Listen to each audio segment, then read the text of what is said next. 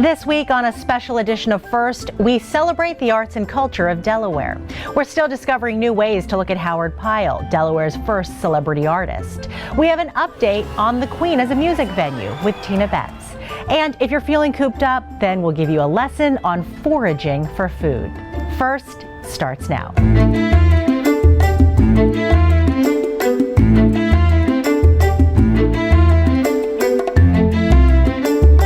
Welcome to First. I'm Nichelle Poston. Shirley and Mark are also here this week.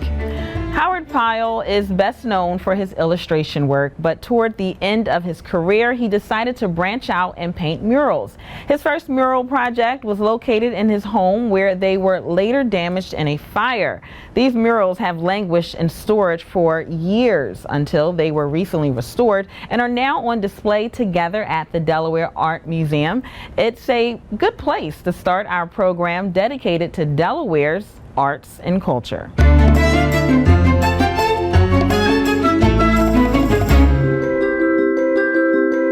This is an exhibition. The first time these 9 murals that Howard Pyle created have been installed in the last 75 years.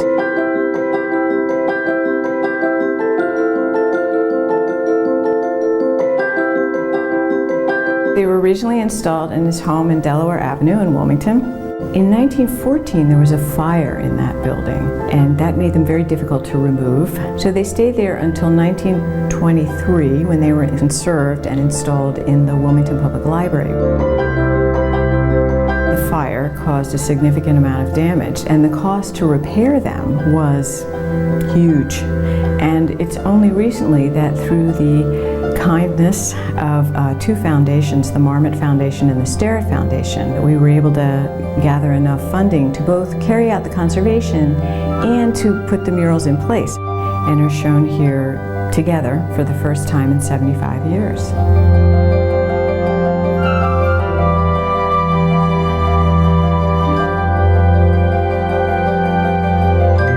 Pyle could have chosen any subject he wanted to for this, because it was it was for him a test, a private experiment to see if he could do this. And it was going to be installed in his own home, so he could do whatever he wanted.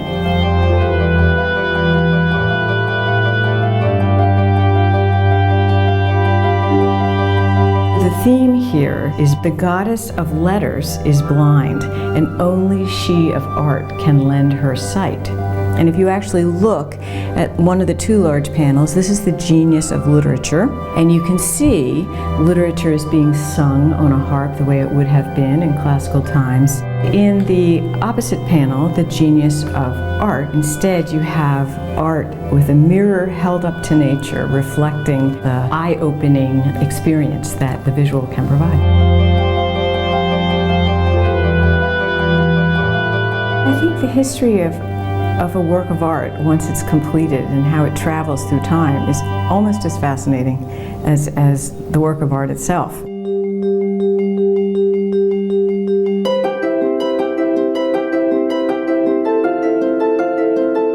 I have seen these hanging in our storage area for many years, and I have always loved these paintings.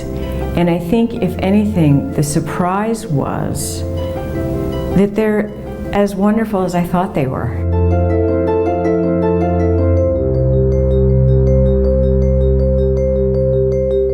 Howard Pyle was visiting Italy to study mural painting when he died, and that's where he is buried. These murals are on display now at the Delaware Art Museum. For more information, visit them on the web at delart.org. Let's head downstate and keep the mural theme going. Michelle, in a couple of weeks, it will be time for the annual Bud and Bug Festival. It takes place, of course, at the Mispillion River, which cuts through Milford. Volunteers and artists worked last year on a mural project that celebrates Milford's diversity. The mural is also a way to welcome residents and visitors alike to the town. Let's meet the artists behind it.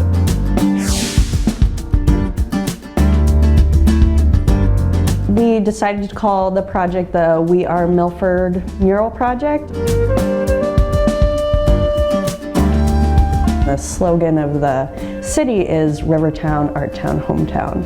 And so we really thought a mural was a way to sort of highlight that and to bring focus on the diversity within our community. 10 years ago, the population was a lot different. We want to show the different cultures and things like that. We want to bring everybody together. It's a small town. Nowadays, obviously, just with the exchange of culture and technology and everything, it's starting to mingle and intertwine everybody's culture, and everybody's starting to get along a lot more.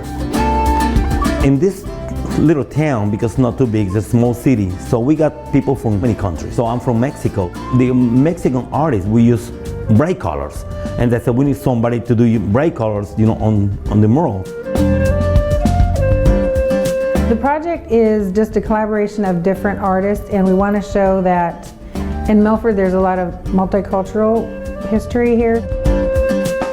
These artists are being paid very, very little. They're going to do probably over 100 hours of work, and they're just always positive, really excited. The quality of work that they do is incredible. People are really excited about the whole project, which has been great. We want to make the city more beautiful. When you add the community together with all the different cultures and everything, when you love where you live, you want something to stand out. It's a part of you. It's been a great process. It definitely took a very collaborative effort. I feel like it's all coming together very well. I think everybody's going to get that welcoming feeling of it's an art town. This is an inviting place.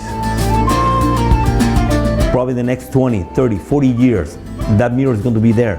So maybe your children, grandchildren, they're going to be watching, that mural, right there, and say, oh my God, my granddad, he did that thing. So that's a signature right there. So that's going to be very excited. I hope that, 40 years it's still up. I would feel really proud to have been a part of it because it has taken so much time and work and effort. It signifies that people value their community. Seeing that gives a city a sense of place.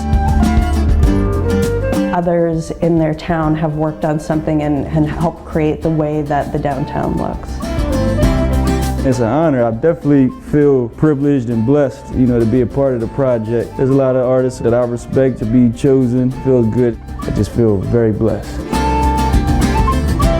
I paint because that's my passion. I don't do this for money, for anything else. I just do it because I love it. This is not my full-time job. I'm just doing this because, I love arts. It makes me feel excited and proud. And when you see all the different shades of people and nationalities and background, art brings people together. I think it's going to be absolutely beautiful to see, and I hope it tells a little bit about the city of Milford, the river, and the community, and also that we value, diversity, and that we continue to value those differences going forward. The finished mural consists of 9 panels measuring 24 by 12 feet and was painted on marine-grade plywood. 6 students from Milford High School helped the artists in creating the mural. It celebrates its 1-year anniversary this weekend. If you want to check it out during the Bud and Bug Festival, then head to Milford on April 29th.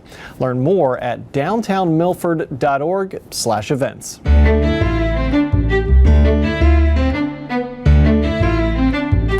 First person on our Arts and Culture edition of First is Tina Betts. Tina, so great to see you again. Good to see you again too, Shirley. It seems like you've handled every cultural event under the Baker administration, because you have, but you also played a big part in refurbishing the Queen Theater, so I do want to start there.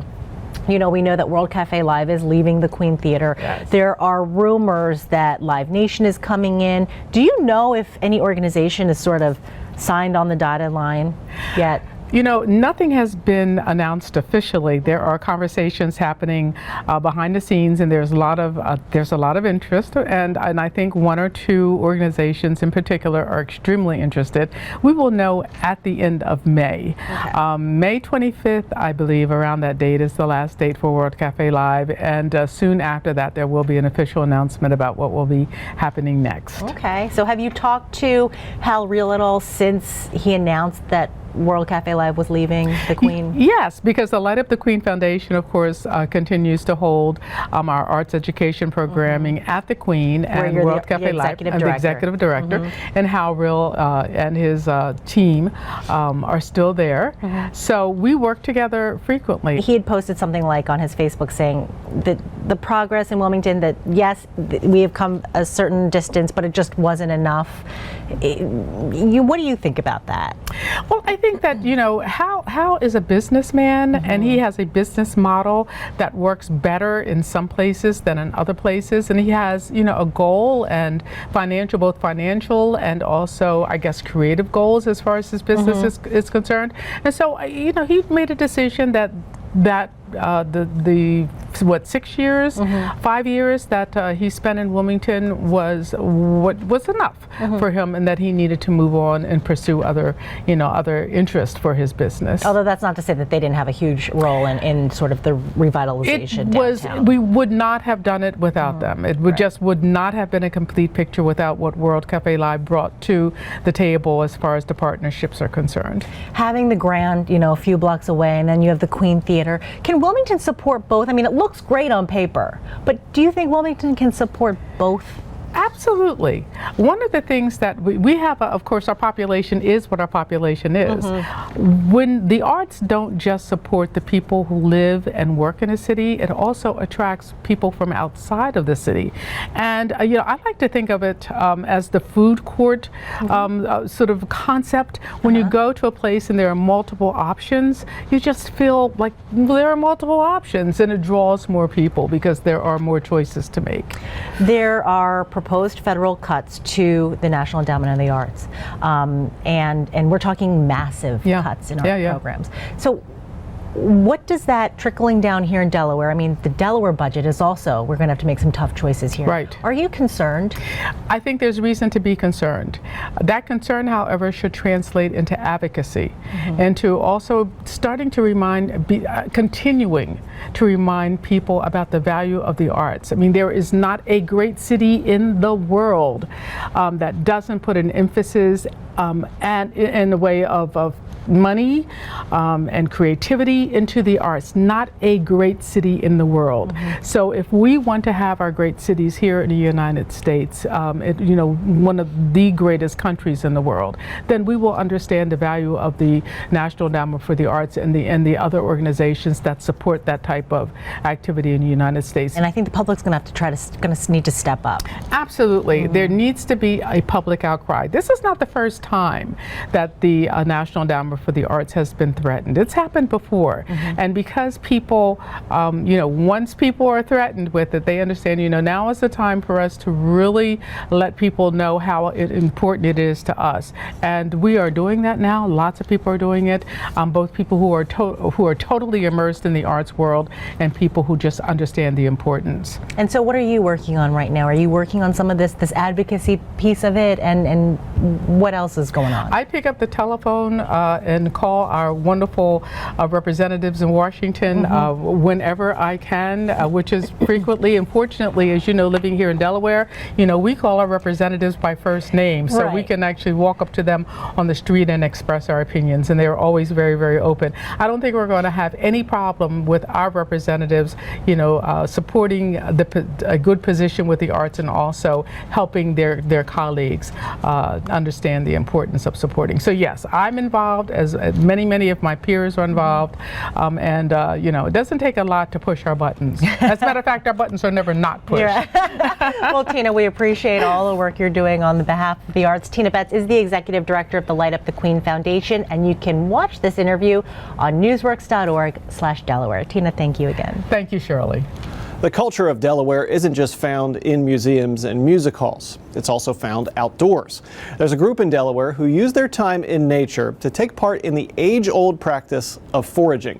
See if you agree this demonstration is the perfect place to do it.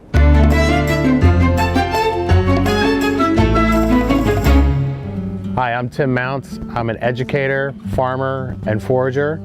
I started eating stuff in the woods when I was a kid. Foraging has been around since humans have walked upright. We and animals forage every day. It's how we found food before we had agriculture. My family were always big into the outdoors and going out and kind of being naturalist and phenologist and seeing when things were happening and what was going on. And so it's been in my family for a long time. My grandfather taught me how to hunt mushrooms. We're in northern Delaware at winter tour. My wife works and we live, and we are in a mixed deciduous forest. We're looking for things that grow in associations, and that's how we kind of find the things that we're looking for. Right, yeah, this is garlic mustard. It's part of the mustard family. The seeds you can actually make mustard out of, and the leaves, we make dips out of them. We eat them raw on sandwiches. Fall here in northern Delaware and southern Pennsylvania is one of the best times to be foraging. We get tropical storms and hurricanes bring needed water to this area. And once the rain comes and then the temperature drops, the mushrooms just explode out of the soil. This is a really good stand of chanterelles in the summertime. So it's one of the longest mushrooms that come out of the ground here. Season can last about a month. I think the popularity of foraging and coming back is just part of the local food movement. Sometimes you come out and you come out of your door and you find stuff, and then sometimes you don't find anything. But there's always something to eat. You have to learn from somebody that knows what they're doing. You can't just come out here and eat a mushroom, because you could really end up dead doing that real fast. So, I tell people that want to get into foraging to start with easier things and smaller things, and wait till they can take a class on mushrooms or walk with somebody that really knows what they're doing. A special thanks to Winterthur. Those who've toured the gardens there before may be quite surprised to find so many edible plants growing. If you want to give foraging a try yourself, the Land Conservancy of Southern Chester County has information on their website. Check it out.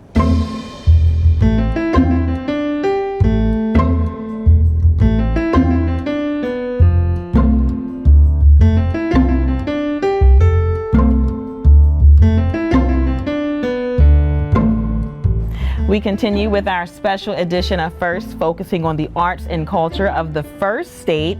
We're turning now to a segment highlighting the fact that April is Sikh Awareness Month. Here to talk about that are Sharanjeet Singh Minhas and his daughter Jasmine.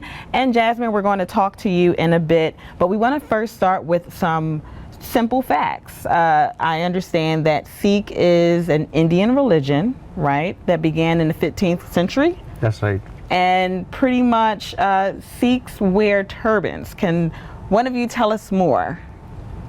About the turbans? You want to know? Tell us a little bit more about the actual month that people will be celebrating. So the month is already on, and the first 2 Saturdays, the weekends, which was on the 1st of April and on 8th of April, we did 2 awareness sessions to make people aware, and both these sessions were open to general public, and we did advertise them over the Twitter, over the Facebook, and through other mediums also. And we wanted to let people know that those who wear turbans, 99% of them that they see in North America are Sikhs, and normally the perception that they have that turbans are symbol of trouble or terror, that is totally wrong. So this is our awareness session, and effort all over the month is to dispel that fear, and to make them aware who are the real people who wear turbans. Yeah, so not to fear the turbans at all. No, not at all. And Jasmine, so the good news is you're actually organizing a peace walk that's right on time for Sikh Awareness Month. Yeah. The good news is Friday this story will air, and pretty much Saturday people can put on their walking shoes and participate. Yeah. 9:45 at Main Street. Newark Main Street. So tell us a little about that walk. So the reason why, basically we have 2 cutouts right now. One in the Newcastle Executive Office and one in the I-95 Rest Center. And there it's basically a picture of 3 diverse men wearing, each individual is wearing a turban of 3 different colors, one red, one white, and one blue. And so the turbans represent our America's flag, and together they represent our nation, which is diverse. And so basically I wanted to embody that cutout basically through the march. And so basically the idea of the march, this message I want to send, is that there is unity and diversity. And another thing I like to point out, you have about at least 40 people signed up, but people can still sign up. Yeah, it's open. It's not like a registration type thing. Anyone can come. And it's diverse. You have all people. Yes, people from different faiths coming, races, ages, everything. Yeah. So I want to turn to you for a bit, Sharon G. Over the last decade, with the rise of terrorism, many people tend to confuse Muslims with Sikhs. Is there anyone close to you that you know who has been discriminated against when it comes to that confusion? I think we have been very fortunate here, especially in Delaware, where we, the population and our people who offices, they are more understanding, more aware. But there have been a lot of instances, especially immediately in the aftermath of 9/11. In Mesa, Arizona, there was, I guess it was the next day itself, there was Balbir Singh Sodhi who was shot and killed. And there have been a lot of other instances also in New Jersey, New York, and other places also who have suffered as a result of that. And recently we know of what happened in Kent, Washington. Yeah. Now, you came here in 1999 on a H-1B visa. You Right. own 2 software companies in Newark. Are you concerned at all when you hear from President Trump and pretty much his ideas to change immigration policies? Not really. I know that we hear a lot of, I would say, lot of a kind of noise that is coming from the Washington DC, but the stricting of or the putting in restrictions and making it very difficult to do H1s and for the companies to hire aliens from abroad has gradually become very difficult. And this started really around 5 years back. Even about 6 months or 1 year back, I know not only in my company but a lot of other companies who before in years used to do H1s, they're probably doing 1/20th of that. If they were hiring 100 people before, they do that only for 3 or 4 people where they really need to do it. Okay. Well, thanks so much for being here, Jasmine. You're definitely, I guess, on the roll when it comes to this Peace Walk, and you'll plan to do it again in the near future? Yeah, probably. Awesome. Well, thanks again for being here, Jasmine and Sharon G. You definitely educated us on Sikh Awareness Month, and I think we pretty much learned a lot. Thanks again. Thank you for having us. While attending art school, Grant Massey worked construction jobs to pay the bills. He continued in the building trade and worked for years building homes. Well, 20 years ago, Grant decided it was time to try his art again, and he's never looked back. Combining glass, copper, and wood, he makes artwork in his Frankfort, Delaware shop. And First Experience shows you Grant's work.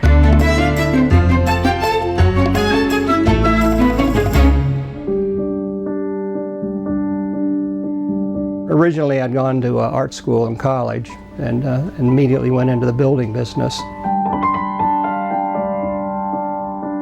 I got to a point where I decided that if I was ever going to do art, that I'd rather do it when I was younger and do it or forget about it. Many years ago, I took a little stained glass course from a local woman for whom I had built a house. And I started working with the glass there and the leaded seams, and I had copper left over from my building business, so I grabbed some copper and started bending it up and kind of adding it to the stained glass. So that kind of got the notion started. Once immersion occurs into something, you just kind of follow the road.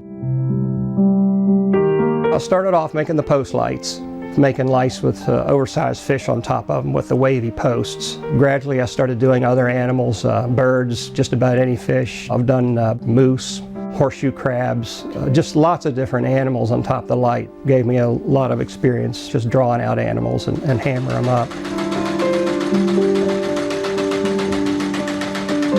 With the copper lanterns, I start with sheet copper. The copper gets cut to different shapes.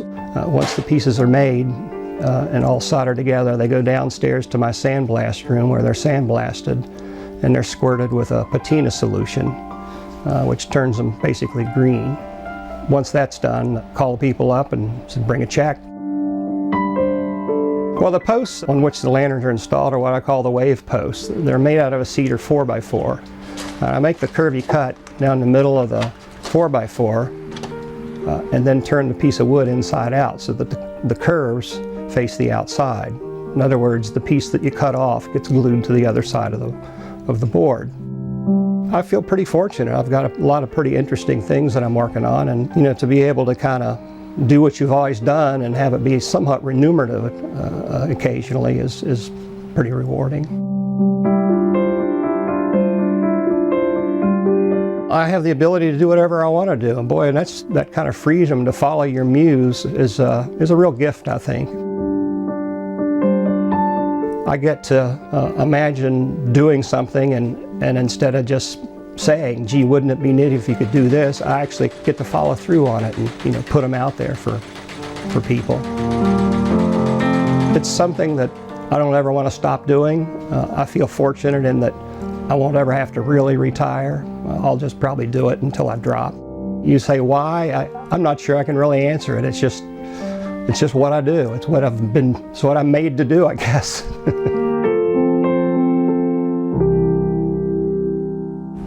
Along with his light posts, Grant does custom pieces for homes and businesses. You can find more information when you visit Grant's website, grantmassey.com. Before we leave this week, we want to direct you to the pages of newsworks.org/Delaware for some of Delaware's top stories. And one big story this week is the naming of a new police chief in Wilmington. After months and months, it seems, of interviews and background investigations, we settle on a person with a remarkable career in law enforcement and a record of reducing crime through data-driven policing strategies. To that end, I am pleased to introduce Bob Tracy as the new chief of the Wilmington Police Department. Chief Tracy most recently worked in the Chicago Police Department as Chief of Crime Control Strategies. Before that, he spent more than 20 years in the NYPD. Everybody knows that if we work together, and it's a collective effort, not just the police, it's police and community, elected officials, clergy, I talked about business leaders. If we get everybody on the same page, working with the criminal justice system, there's strategies out there that we could put in place, and I think we could make a difference. So I see more hope and a possibility that we can improve some of the conditions that aren't so great here in Wilmington. We'll have more in the coming weeks on First. That is our show for this week. We thank you so much for watching. For Shirley Min and Mark Eichman, I'm Nichelle Poston. Have a great week.